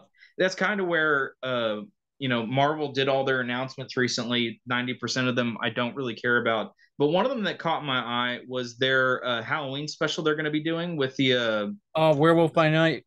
Werewolf by Night. Thing is going to be in it. They're going for the super campy, version of that kind of storytelling. But it looks stylized and interesting enough that I'm like, even though it's a little bit short, it's like, yeah, I'll tune in and watch that. Sure. It looks fun. It looks like they are actually putting in effort to do something fun with that concept. And so I'm like, all right, cool. I'll go take a look at that and see. Yeah, it's supposed to be a one-off, but it's supposed to be, maybe a little bit longer than the average She-Hulk episode, possibly longer, but it's a one-off. That's the only problem is like, if when you do these shows and you make them too short, you don't have enough time to really develop a really good story. And that's what we talked about. Unless they're using it as a springboard. I mean, that's what we talked about with She-Hulk, though, right? Like the first 3 episodes, it's like you had nuggets of things to go and expand on to do more of a story with, but because they're so condensed on time and because they're trying to do an A storyline and a B storyline for everything, you're having to trim way down to where it's like, okay, here's our conflict, and then immediately behind introducing the conflict, here's a resolution, and then here's us presenting the resolution of the conflict to A, here's us presenting the resolution to conflict B, roll credits, we're done, show after credit scene, and then move to the next one. And it's so just boom, boom, boom, boom, let's get in, get out. It's like you don't really have a good chance to tell something interesting. Yeah, I will say the newest episode of She-Hulk introduced the costume designer there. I can't remember his name at the moment. Luke, I think it is, or something. I don't know. Whatever it is, great character. Okay, it's like Marvel's version of what's her name? Edna, from Incredibles. Yeah. He just hasn't said no capes yet, but he's a sassy little gay man who knows what he's doing, and of course there's the Easter egg right at the end. That's the problem, though. I want to know more about him. Right. That's a compelling enough character. I want to know more about him. It's sad when the fan base wants more from the side characters than they do from the main character of the story. Right. Because, this week or the last week, depending on, well, you will be watching this episode in the future. We're gonna get Daredevil. They already hinted at it, and that's because a lot of people thought Daredevil was going to be last week, and it wasn't. No, because they the Easter egg at the end. The Easter egg at the end of episode 5 was in the box or whatever. So he was going on about client confidentiality before he put the top on the box, because it looked like a normal hat box, but it was Daredevil's helmet. Yeah, I guess I'll sit down and actually bother watching this one. So go ahead. I gave it 3 episodes, right? I gave it 3 episodes to try and lock me in, and it never did. Right? It never really drew me into anything, and it just got it got to a point, like the first episode I didn't hate, but the more I look back on it, I don't hate it as much because I like the little hints and tidbits that were going on with Hulk, and nothing to do with She-Hulk. And every episode after that, it was just such a empty thing that I none of the humor landed with me, right? All the stuff that was going on, either in the back of my mind, I immediately, like we kind of talked about in the second episode where they're talking about, oh yeah, they've got diplomatic immunity, and they couldn't even get diplomatic immunity right. And in the back of my head, I'm like, that's a Lethal Weapon like plot line. Did none of y'all ever bother even watching that to have even that basic understanding of it? And like, I found every episode had those little moments in it enough to where there was nothing in the show for me. So the last 2 episodes, I haven't even bothered watching. So the magician level and the magician episode was pretty good with just Wong. Wong's side of the story, that was good. But everything else, like her going through the dating stuff, I was like, oh my God, this is just awful. It was kind of grueling, but there was no like real Easter egg for that episode, other than like Wong and what's her name sitting there talking about different movies and shows at the end. I guess you would call the ring of portal, or whatever you want to call it, that the magician had, because he was there learning the magic. The fact that there's one out there could mean there's more. Correct. There's a lot of world building going on with this series. Yes. But the context of everything else that's going on, or the content, is not engaging enough, and it's just poorly written. There's no procedural like crime drama here that you would think you would have gotten with this character. She's part of a superhero law division. She should be taking up cases for like superheroes that are being wrongly accused or villains, and like investigating the crime scenes, doing this stuff, working with the cops, having her little moments while her life. This is why this show should be like an hour long, so they could flesh it out and make it better, but it's not enough. And on top of that, you had episode 3 was the Wreckers, I think, cameo, the Easter egg. And then, what was it 4? No, it was 3, because that was the last one that I watched. Okay, they had the Wreckers. Yeah. And then there was nothing really for the last 2 episodes, other than they weren't even at the end of the credits. They were just like before the credits end, and then they just showed the little art drawings for the episode. You left this like, hey, look, there's a plot thread of this people wanting to get She-Hulk, and you don't do anything with it for 2 episodes. And it's a finite show. There's only 8 episodes this season. If you don't stick to landing, you're not going to have enough budget approvals or whatever to make a second season. It really feels like they had it feels like this thing went through multiple rewrites, and each person who did a new rewrite had a completely different idea for what the show was going to be. And then because it first tries to sell itself as I'm gonna be this courtroom drama show, right? With like hints of Sex in the City-ish, like, life shenanigans. But then the whole first episode feels like a superhero show origin, because that's technically what it is, right? Right. But then once you get beyond that, it just keeps deviating so hard between I'm a superhero show, and then I'm kind of a court thing, but then I'm also a slice of life thing. And nothing gets the time enough, and they're not the writing isn't tight enough to even really sell any one aspect of the show Yeah. enough to draw you into it. It's like you don't really, if you don't care about the slice of life stuff, then it doesn't really sell you whenever she's struggling with the crime stuff. But then the crime stuff isn't really, enough there to draw you into that. And then the superhero aspect, like with the Wrecking Crew, right? Like you said, if no one knows who the Wrecking Crew is, which I barely do, the fact that you had these yahoos show up for 2 seconds, get their ass whipped, and then run away, and what does that do for you? It does nothing. For the people who know who they are, hey, it's a cool little moment. But for everyone else, it's like, okay, these guys showed up. There's a subplot buried somewhere in this stuff that came out of nowhere, right? Because they haven't established that anyone really is after her at the moment. So where did that come from? And then the fact that they laid no further groundwork apparently about this, it just kind of, you're just waiting for something to happen and nothing's happening. Yeah. Like I said, when it comes to the police procedural stuff, like I said, it's like, hey, Abomination went and did this underground fight thing. Oh, but Wong immediately shows up and, oh no, it's cool because it was me. Okay, so I had a conflict for like a minute and now it's immediately resolved. And then, oh no, Wong needs to show up to the thing to tell everybody that it's his fault. Oh, is it going to happen? And then Wong shows up. It's like just boom, boom, boom. So you have no time for any of the tension to really set in because they don't have time to build tension into it because they got to get to the next thing. Mm-hmm. I mean, I've already committed to watching this the whole way through because I want to be able to see, Daredevil is supposed to be next this episode, and you have the big villain. What big?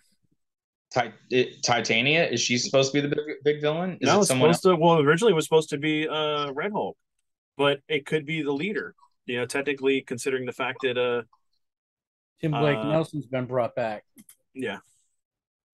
So okay. I like I said, like in the very beginning, I said I'll watch the Daredevil episode because I know he's only going to be in it one episode, and I feel like that's going to be a good barometer for how much I'm going to want to give a shit about his show, right?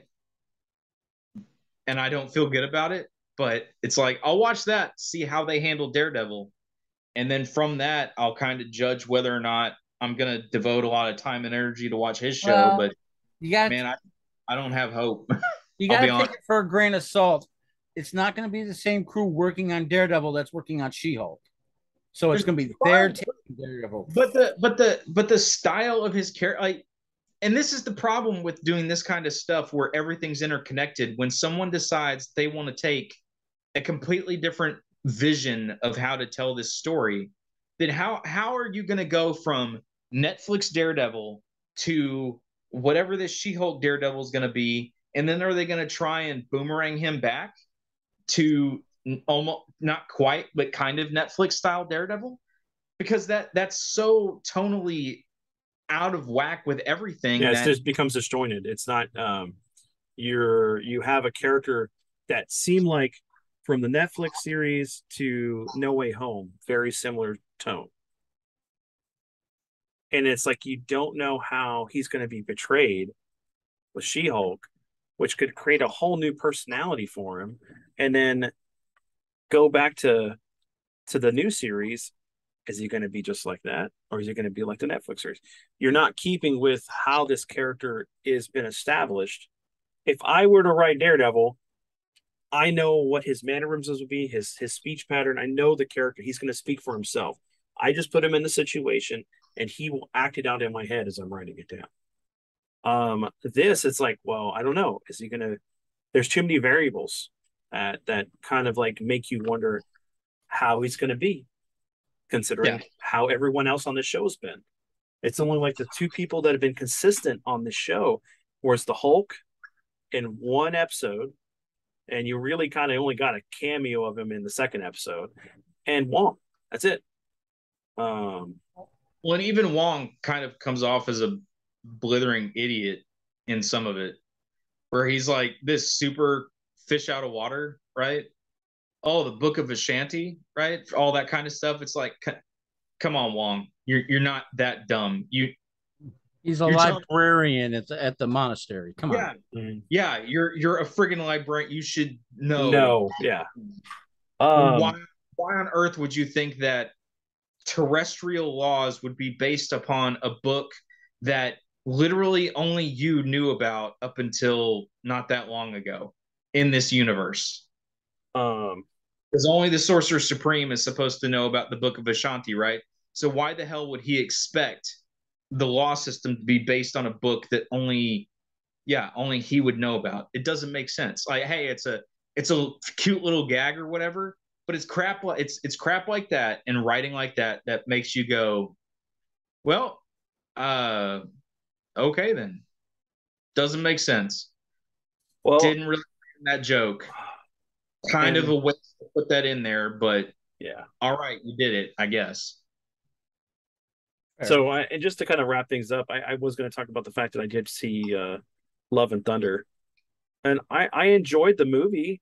Yeah. I just felt that the comedy will like really kind of underplayed the tone of the movie, and it's sad that like apparently there was so much more footage, and you got to see Christian Bale's gore a lot more, and Disney told Taika Waititi to kind of tone it down a little bit, and now he's completely out of making any kind of Thor movies going forward because of it.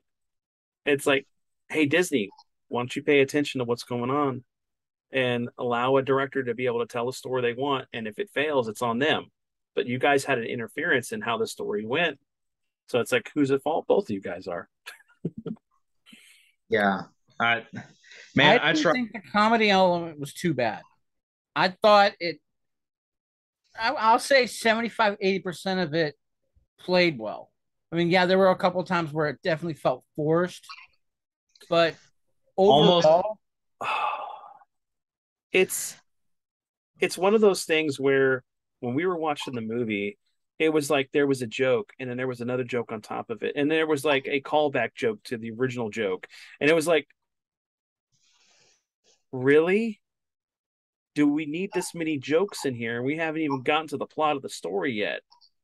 Man, I tried. I saw that it was sitting on Disney Plus, and I sat down and was like, all right, let me try. And I barely got into that movie, and I was immediately like looking at my phone and just looking up random things. Like the beginning, right? The beginning bit with Christian Bale going up, confronting the god, turning into gore, all like turning into the god butcher, all that stuff was like, that's really interesting. That's really cool. And then Thor being a complete idiot. The fight scenes are great, right? Like the way the fights and all that stuff look really cool. But outside of that, man, that movie lost me. I mean, it was like trying to watch Ragnarok again. I got lost so early on that I was halfway through it, and my wife looked at me and she's like, "Are you even watching this?" And I realized, like, you know what? I don't even know what's happening right now. I don't think I've been watching it for the last 20 minutes. I'm just going to turn it off and go watch something else, which is what I wound up doing. So nothing about it pulled me in, but I didn't think it would. So it is what it is. Go ahead, Colin. Toward the end, with him and Jane and Gore sitting at eternity, that was a good, I thought that they did that scene very well. Yes. Colin, I'm not sitting through 3 hours to watch 15 minutes of good movie. Well, that's like whenever everybody was telling me, "Oh no. Final Fantasy 13 gets good after 25 hours. Then the world opens up. Then you can do the things that you want to do." It's like, "Oh, so I just have to play a whole 24 hours worth of a game that I'm not enjoying, right? To get to the good part? Nah, I'm good. I got other things I can spend my time on." Like I think that day after I stopped watching Love and Thunder, I went and I watched Near Dark because I'd never seen that, which is a whole lot better of a movie. Like, holy shit. Hey, if Carpenter wants to go out and do like a continuation of that style of vampire, I know it wasn't Carpenter, right? Yeah, no, he did the James Woods vampires thing. But if like somebody wants to do a continuation of that world and that style of vampire, I'm down, man. That would be a ton of fun. Like that movie's not that movie is fun. It's a little dated, right? But the concepts and the story and the characters and how things play out and what's going on in that movie is really cool and interesting. And it would be interesting to see someone else do that style again to a vampire story. So see, I don't watch 3 hours of what I know I'm going to hate so that I can go watch something that I think I might like. And hey, it's enjoyable. You don't have to hate watch things. I get you. I totally do, because I do that all the time. I speak with my wallet. If I'm not going to like something, I'm not going to force myself to watch it. And then I go, it's like, well, you can't have an opinion if you've never watched it, but I know I'm not going to like it. I mean, I don't understand. But I mean, I've said before, right? With a lot of these like Marvel shows and stuff, I haven't watched a ton of them, or I've only watched a portion of them. Mm-hmm. And all I can speak to is the portion that I saw. Like I've said before, like with Falcon and the Winter Soldier, I didn't like how those characters were being portrayed to start that show. And so I stopped watching. And I know you guys have told me it gets better and I need to watch through the end. I haven't done it yet. But it's like stuff like that, right? If I don't like something and I know I'm not, it's like I didn't go see Love and Thunder in the theaters because I knew it probably wasn't going to be something I was going to be enjoying. So I have other things that I would rather spend my time on than just to go watch something to see if enough people that I know have the same, like if my brother comes and tells me, dude, you need to go watch the new Daredevil show because it's amazing, then I will probably go watch it, right? But if all I do is see the same nonsense and noise from the same people about this kind of stuff, right? Then I'm gonna avoid it like the plague, because there's a ton of stuff that I haven't seen that I'm more interested in watching. And I mean, there's very few shows, very few items that I will just power through for the sake of them to see if they get good. Like I'm doing right now with Rings of Power, right? Rings of Power. I feel bad. I should go apologize to your dad because like I said the first 2 episodes I got through and I didn't hate. Oh my God, man, that third episode was so bad. The whole thing with the way the orcs were, like when you get to a point where it's like, oh yeah, these elves are keeping watch over this area because of their ties to Morgoth and all that. And meanwhile, the orcs are like taking out towns, and you realize that the orcs basically just have a massive trench that goes on for miles that just has like tarps put over the top of it. It doesn't even have grass or anything. It's just clearly you can see the fucking trench for miles. And you're telling me that never once did an elf just look out and be like, hey, Tom, come here. See that over there? What do you think that is? Because it wasn't there yesterday. I know it wasn't. Is somebody digging over there? It's kind of weird, right? We should go check it out. Yeah, let's do it, right? No, that never happened.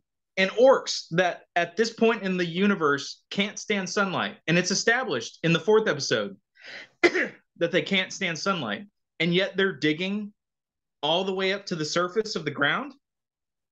Why aren't they 6 feet underground tunneling like fucking dwarves or gnomes or whatever? No. They're right there. But it's because the episode needed to show the big epic moment of the elf guy cutting down the thing and causing daylight to spread it. And they needed an easy way to escape, right? They couldn't do like Bilbo where he had to flee through the mountains away from Gollum and all that and bypass the goblins using the Ring of Power to turn himself invisible. No, we couldn't have any of that. It had to just be really quick and easy. Oh yeah, he escapes because he literally can see daylight and can just climb out of the fucking hole and go. It's like, I might have to quit that show. Like the 4th episode, things are finally starting to happen. All the setup has been terrible to this point. I don't care about anyone except for the dwarves are kind of fun. But man, I might wind up powering through it and getting to the end of it, but it's not been a good show so far, by far. And I get all these people who are like, oh, racism and all that. It's like, it has nothing to do with that. The characters are bad. The characters are badly written. some of the people are acting well through terrible dialogue and writing. Like they're actually somewhat decent, but all the story is badly set up. They skip plot points like crazy. Like Elrond and Celeborn show up to present a plan to the dwarves, and then you never see that presentation, and then all of a sudden it skips an episode, and suddenly the elves and dwarves are working together, and they've damn near built this tower. It's like, wait, when did that happen? What? How much time has passed? That's the other thing this show sucks at. I don't know how much time has passed. I was talking to my wife at one moment. I was like, oh, yeah, it's only been like a couple days. And then that moment with the elves and dwarves show up, I was like, it's been a couple months? Shit. How long's it been? Damn. What's going on? Wait, are they all at a consecutive timeline? Is everything happening congruently? Was there a time skip that I missed somewhere? What the hell is going on? And it's just, show doesn't care. Got to get to the next plot point. We got to go. We got to go. We got to go.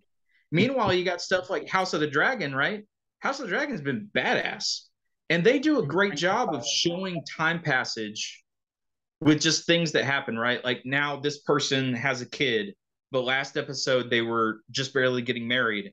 So okay, it's been a couple of years, right? And Viserys, it's a fantastic little detail that it didn't really hit me until the third episode, where his hairline is slowly receding because each episode years pass. So you just see that his hairline going back as each episode happens. It's like, that's a fantastic little detail, just a little thing that keys you into, okay, time has passed, something's happened. But even though you have these huge gaps in time in that show, I feel like I know everything that's happening. I feel like I understand the motivation of everybody perfectly. And Rings of Power just doesn't do that. And their time skips are way shorter than House of the Dragon. So it's just really crummy writing at this point. I'm not gonna watch either one. I just don't care. Fair enough. I don't care. Yeah, and the funny thing is, I didn't watch the original Game of Thrones series. I watched the first season, and then I didn't watch anything past that. So this has been a completely new reintroduction to that world for me, and I've enjoyed it so far. I mean, I get people who don't care about it, that don't. It's not an interest. That's fine. Mm-hmm. But like, if you are wanting to watch a fantasy series that's running right now, and you're debating between Rings of Power and House of the Dragon, just go the House. Just go to the Dragon. It's so much better. The characters are so much more interesting. The world feels so much richer. Like I literally find myself Googling characters and things because I'm curious about more of their history, more of their backstory, right? Like more of what's going on with them. With Rings of Power, I don't care. I just don't. That is definitely a sign of a good story, when you're wanting to know more than what the show or the book is providing you. And yeah, that's the biggest thing we've been preaching, is that why not learn to tell a good story so people can be engaged? Give them that moment of time that they can like watch something or read something or play something that takes them out of the nonsense that they have to constantly be looking at every day. That was why we enjoy this media and the content, is because it was escapism. It took us away, and it was something that we could go and talk to our friends and make new friends, or talk to our family. Just then the whole thing of like, you go and see your family members. Hey, how you doing? How's your job?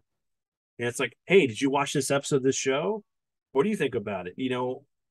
Engagement. Yeah, but like I've said before, it's like, the stuff like with Rings of Power, right? I don't care that Galadriel is this warrior woman. It's how over the top, just annoying she is, right? Like the very first episode, when she just instantly takes out a snow troll that you literally just watched wipe out like 5 other people of her unit. And then later on, they make a comment about how, she's the commander of the northern armies and scourge of the orcs and all that. It's like, okay, but I literally watched her walk into a room, stand there and stare as her men are being murdered by a troll. And then she just walks up and single-handedly takes it down. If you want to sell me on her being a commander, she should have walked in that room, immediately taken over the situation, and like called out people. Hey, you go over here, you do this, you distract it, blah, blah. And then she could have gone in and done the damage and landed the kill shot. But show me that she's actually a commander and not just a fling me off your sword and I'm going to single-handedly take this thing down. And then y'all are going to decide to go abandon me because, you know, I keep pushing us forward despite it's like you, again, it goes back to you've got to prove to me that this person is what you're telling me they are. Just telling me that she's a great commander and she's done all this stuff. It's like, that's great, but nothing that you're showing me tells me that's the character that she is. Everything that you're showing me seems to be the opposite, that she's selfish and self-centered. And I get it. It's because she's going out for revenge and it's blinding her. But at the same time, you're telling me that she's right about everything.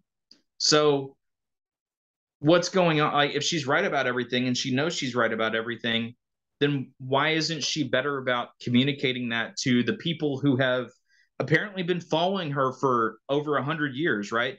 If she's a commander and these are her men that she's been traveling with all this time, then how come she hasn't been able to convince them after hundreds of years? How come the second they get evidence, hey, here's this thing that I've been searching for, we finally have found the evidence that I have needed to prove what I've been telling y'all is true, why do they just blow that off and don't care?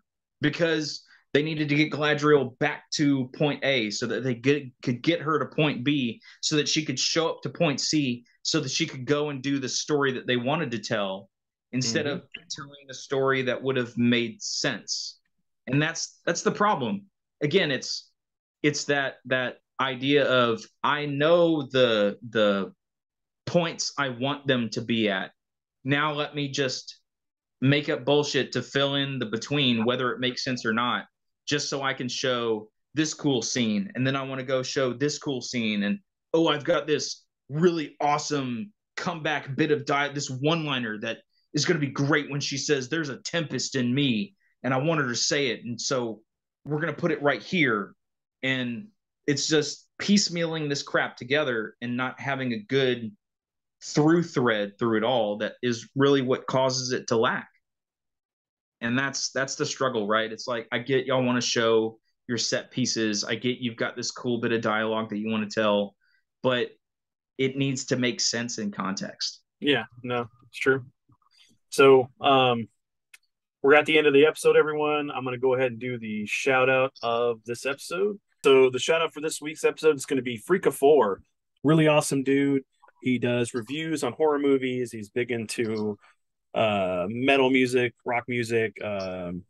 He's been doing a lot of shorts lately. He makes some great content. He's funny as heck. You should check him out. Description will be down below. And everyone remember that the next episode will be starting our October month of Halloween, scary, whatever month. It's going to be great.